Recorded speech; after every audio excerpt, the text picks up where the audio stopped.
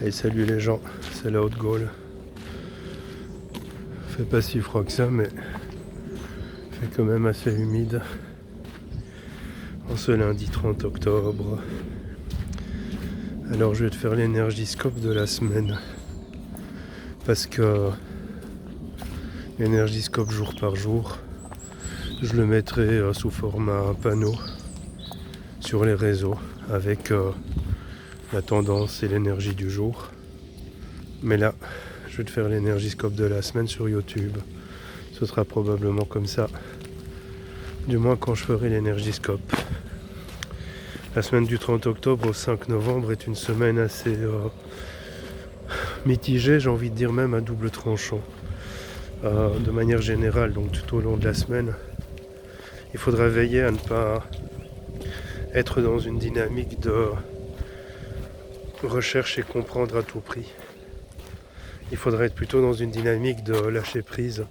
Attention parce que certains jours, notamment aujourd'hui le 30 octobre, seront sujets à la procrastination.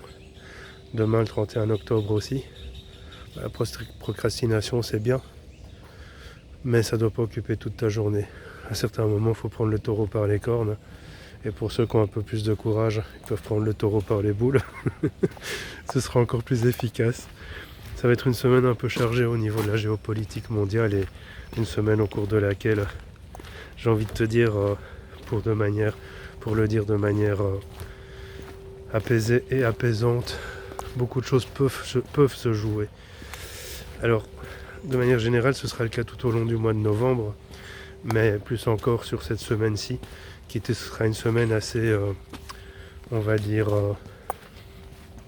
significative sur l'évolution des conflits en cours. Et quand je parle d'évolution, l'évolution peut être positive comme elle peut être négative. Oh mon Dieu, le chien me dépasse. Ça fait un bail qui m'avait plus dépassé. Ce sera une semaine aussi, surtout vers la fin de semaine, où tout ce qui va te permettre de passer du bon temps, de lâcher un peu prise, de laisser les tracas, les problèmes de côté, devra être favorisé de manière à te permettre de ne pas t'engoncer dans une énergie, une dynamique lourde, parce que le week-end va être très lourd au niveau énergétique. Quand je parle du week-end, je parle du week-end du 4 et du 5 novembre. Ça va être très lourd simplement parce que les énergies qu'on m'a montrées seront un peu en opposition.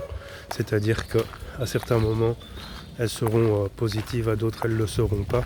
Mais le problème, c'est que les énergies plus lourdes viendront entacher les énergies positives du week-end.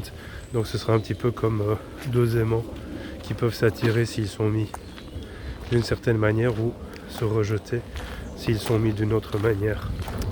Ce qui va être intéressant tout au long de la semaine, c'est d'être dans une énergie d'acceptation, de lâcher prise.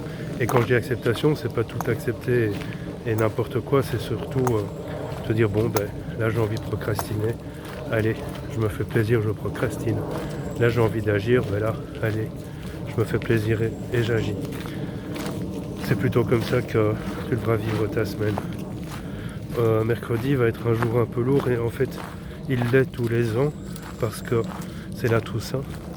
Alors c'est pas la fête des morts, c'est la Toussaint. La fête des morts c'est le 2 novembre. Mais le jour de la Toussaint est un jour où traditionnellement les gens ont tendance à plus pleurer leurs morts. Et c'est pas une tendance énergétique, c'est plutôt le cas à peu près tous les 1er novembre, qui est normalement un jour où je travaille pas ou très très peu, parce que justement les énergies sont lourdes. Bien, ce jour-là, ce que je te conseille, si tu le souhaites, tu peux le faire déjà le 31 octobre, le soir du Samhain, c'est d'honorer un petit peu tes morts, tes ancêtres, peut-être leur parler, leur faire une petite prière ou avoir une petite pensée pour eux, mettre une bougie par exemple, ce qui va te permettre d'alléger aussi cette journée du 1er novembre. Ce que je te conseille justement, c'est de mettre une lumière chez toi, dans ton chez toi. Ça peut être une bougie, une neuvaine, ça peut aussi être une petite lumière d'appoint que tu vas laisser brûler tout au long de la journée.